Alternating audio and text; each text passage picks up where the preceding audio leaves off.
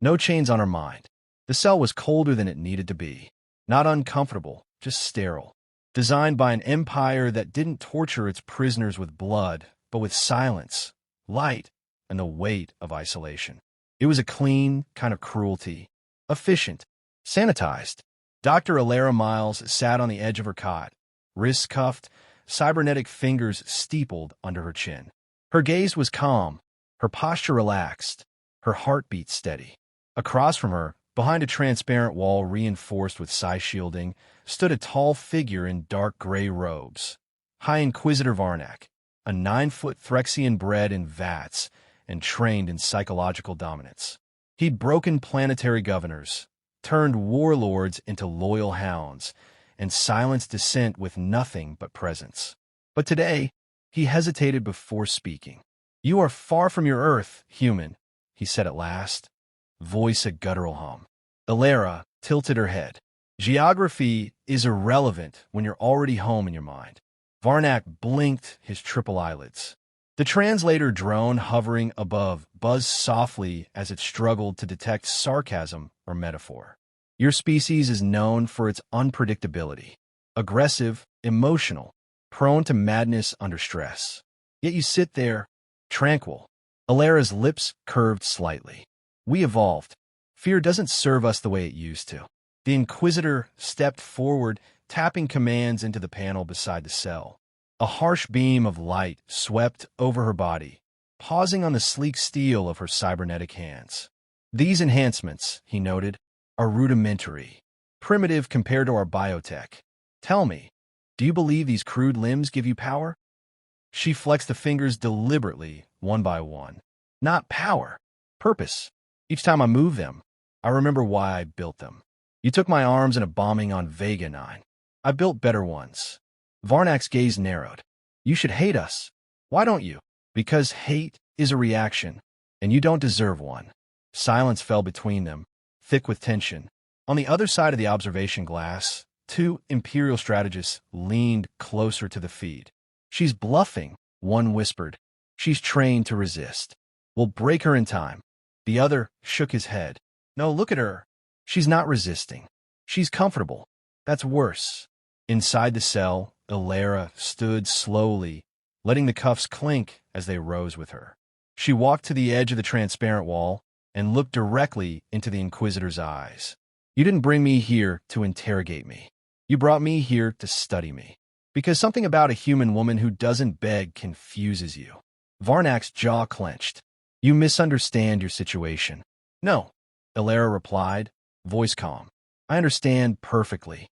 You capture me thinking you'd show the galaxy that humanity bleeds like everyone else. But the problem is we've bled more than anyone, and we're still standing." The lights in the corridor dimmed as the ship transitioned into stealth mode, standard protocol near hostile zones. Elara didn't flinch. She turned away from the Inquisitor and sat back down. "Fear is a tool," she said, almost to herself. "You've built your entire empire with it.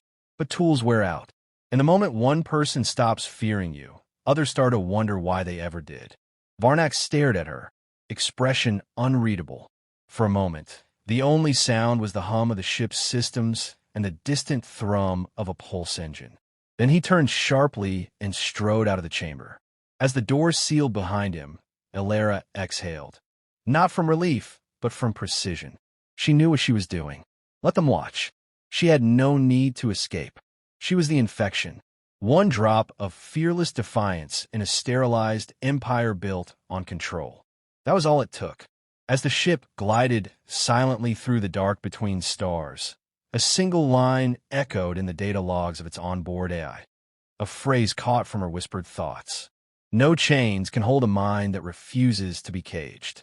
And somewhere deep within the systems, a junior comms officer, watching from a remote monitoring station, sat back from his screen with a chill running down his spine. He didn't know why, but he was suddenly deeply afraid. Fear is contagious, so is courage. The detention deck of the inevitable Will was a fortress within a fortress, triple-sealed corridors, no windows, armed guards every 10 paces. The Galactic Empire did not take risks with prisoners, especially not high-value ones. Yet whispers moved faster than laser relays. She doesn't sleep. She stared down Inquisitor Varnak without blinking. She asked one of the guards about his daughter, by name. Guards rotated in shorter shifts now. Officers avoided eye contact. Elara didn't threaten anyone. She didn't scream or plot. She simply sat, always calm, as if waiting for something they couldn't see, but she already knew. Inside her new holding cell, a hardened cube lined with neural dampeners, Dr. Elara Myles traced invisible lines on her metal palms. Muscle memory rehearsed keystrokes she couldn't touch. Algorithms danced behind her eyes. She had no tools, no keyboard, no uplink, but her mind was faster than the data walls surrounding her. The door slid open with a hiss.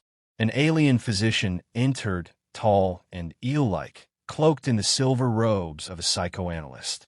His four-fingered hands were clasped behind his back, posture textbook perfect. "I am Dr. Telmve," he said without preamble. "You are causing instability aboard this vessel. I'm here to understand why." Elara looked up, expression neutral. "Instability is a symptom, not a cause." Telmve raised a brow. "You think a cure?" She gave a small smile. "No, I'm the test." He stepped forward, scanning her vitals with a hovering drone. "You exhibit no elevated stress levels, no hormonal indicators of anxiety. Your heart rate lowers when threatened. That's atypical. Not if you've lived through worse," she replied. "Earth teaches you early. Fear is a luxury." He paced.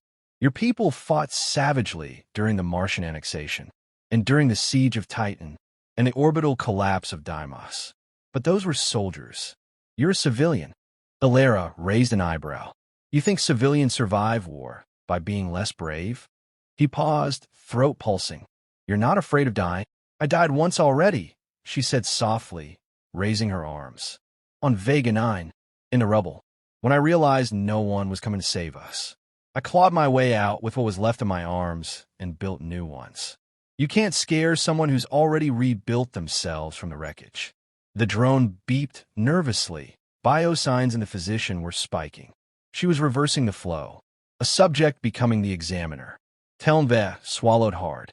"You speak like a weapon," he whispered, "but you're only flesh and machine." "No," Elara said, standing. "I'm an idea, and ideas don't bleed." Down the corridor, Lieutenant Grell tapped his boot nervously on the floor. He'd stood guard outside prisoner cells 100 times. This one was different. Every time he glanced through the glass, he felt seen, judged, not by hatred, but by conviction. He remembered when he joined the Empire. The recruiter promised him purpose, stability, safety. Now, he hadn't slept in 2 nights. Dreams of cities burning, of human eyes that didn't blink. He heard the woman's voice echo faintly, not from the cell, but from the surveillance relays. Someone was replaying her interview again. It had been saved to the internal network. "You fear us because you know what we become when we have nothing left to lose." Someone had added background music.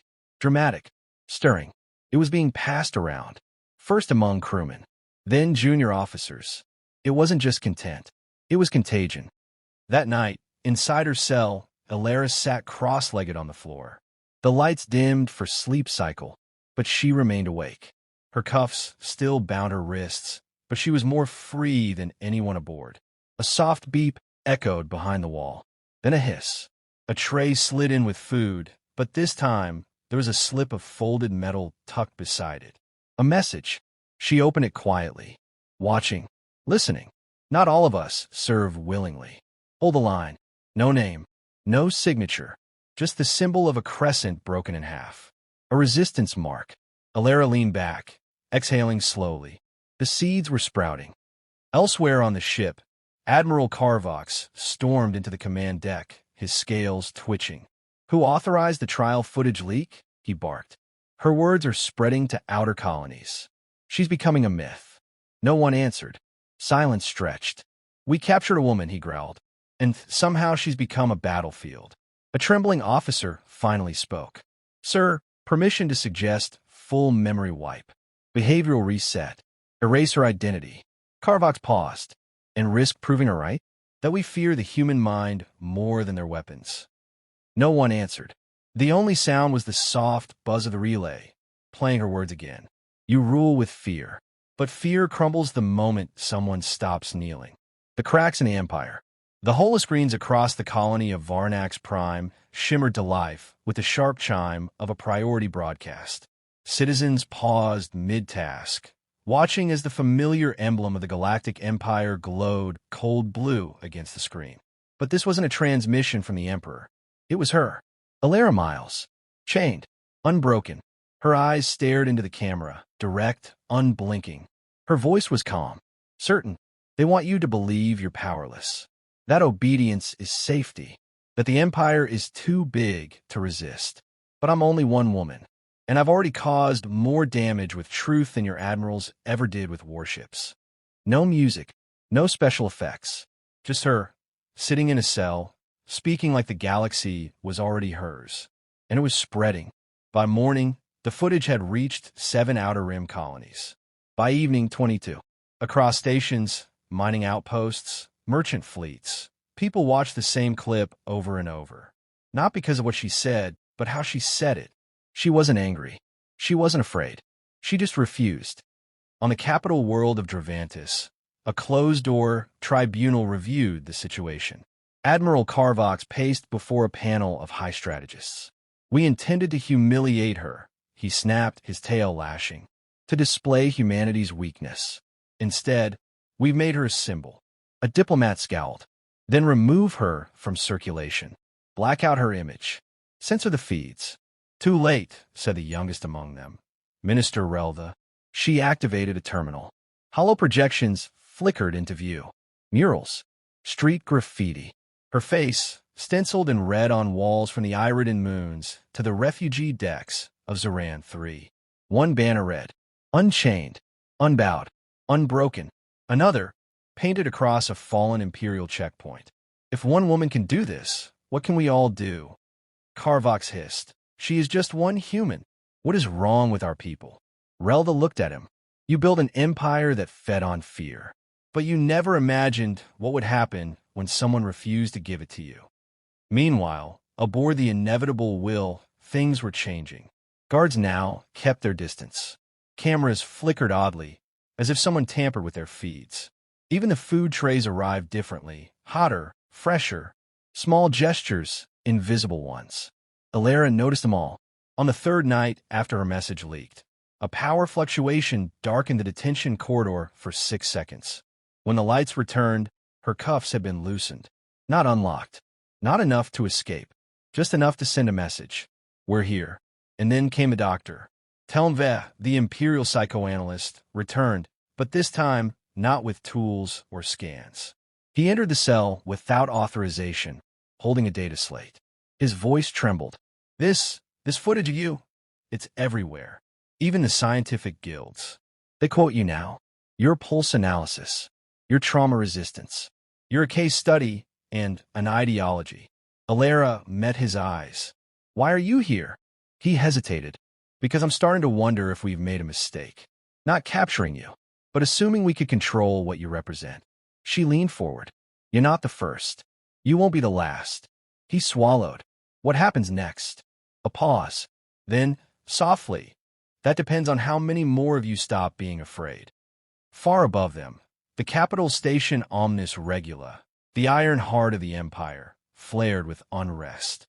Civilian protests broke out among the hybrid species sectors. Imperial banners were torn down. A statue of High Inquisitor Varnax was shattered by a single man using only a pry bar in his bare hands. The crowd watched and didn't stop him. The Empire tried to respond with crackdowns, arrests, propaganda, but it was like fighting fire with paper. Every blow they struck only made her legend grow. She had no army, no weapons, not even freedom. But her refusal, her unshakable stillness in the face of an entire regime, was more powerful than anything humanity had ever deployed. On the 5th day, Admiral Carvox stood before the Emperor himself. She must be neutralized, not killed. That would martyr her. We need to erase her identity, reprogram her memory, break the myth. The Emperor's response was slow, deliberate. Is it her memory, or ours, that you fear losing? Karvok stiffened. I don't understand.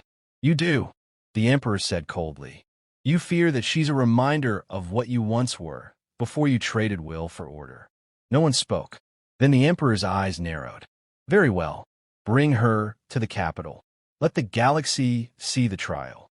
And if she survives it, perhaps the Empire no longer deserves to rule. In her cell, Elara closed her eyes. She didn't know where they were taking her.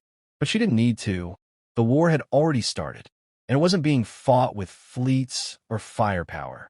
It was being fought with memory, with courage, with one undeniable truth. She was no longer alone. Fear died first. The capital of the Galactic Empire, Omnis Regula, was a city of spires and silence, a fortress built not of stone, but of obedience. Its skies were choked with patrol drones, and its citizens walked in perfect, practiced lines beneath banners that had never once been questioned. Until today, the arrival of the prisoner was supposed to be routine, a display of power, a reminder that even the fiercest among the lesser species could be brought to heel. The Empire broadcasted it on every public channel, across every loyal planet. But when Elara Myles stepped from the prisoner transport, bound in chains and flanked by guards, it didn't look like submission. It looked like inevitability. She walked with her head high, her shoulders square, her eyes forward, not defiant but certain. And it made the crowd shift uneasily. She wasn't there to be punished. She was there to be proven right. Inside the central tribunal chamber, thousands gathered. Alien dignitaries, military leaders, even former resistance members who had turned loyalist.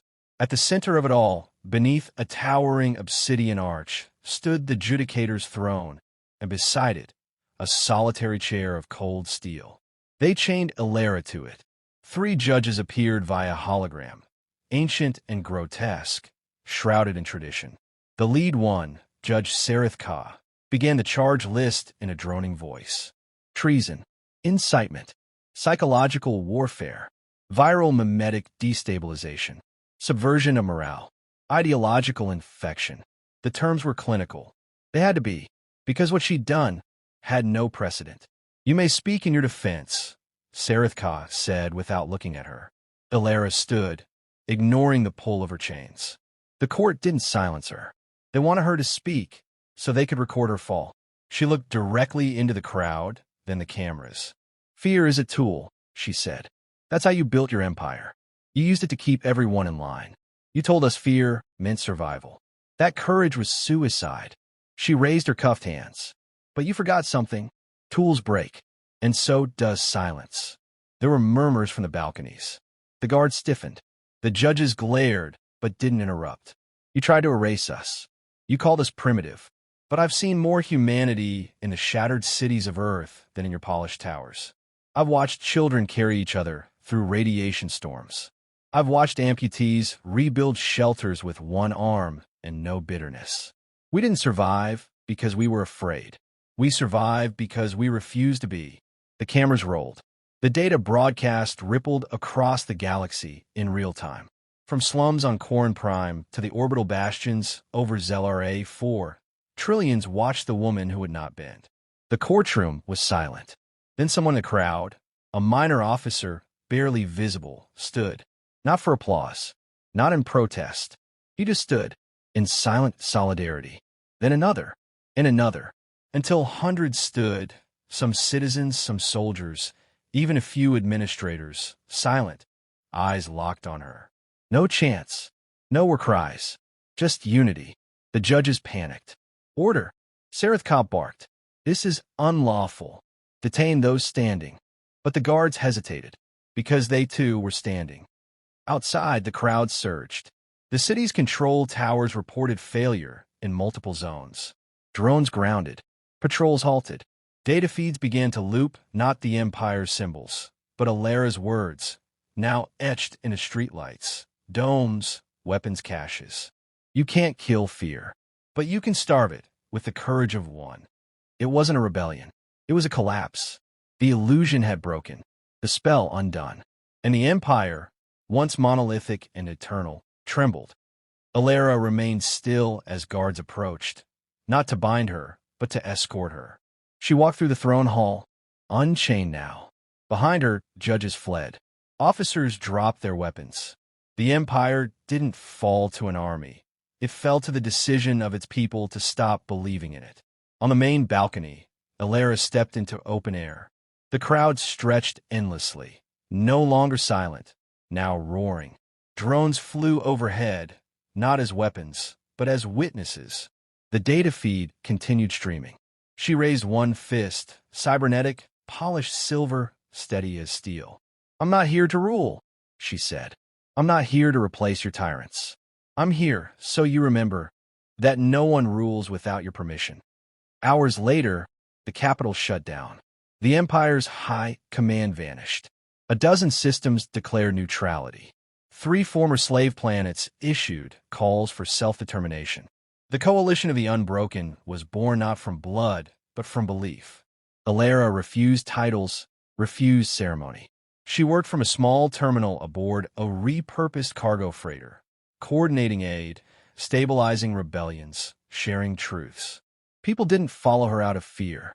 They followed because she never asked them to kneel.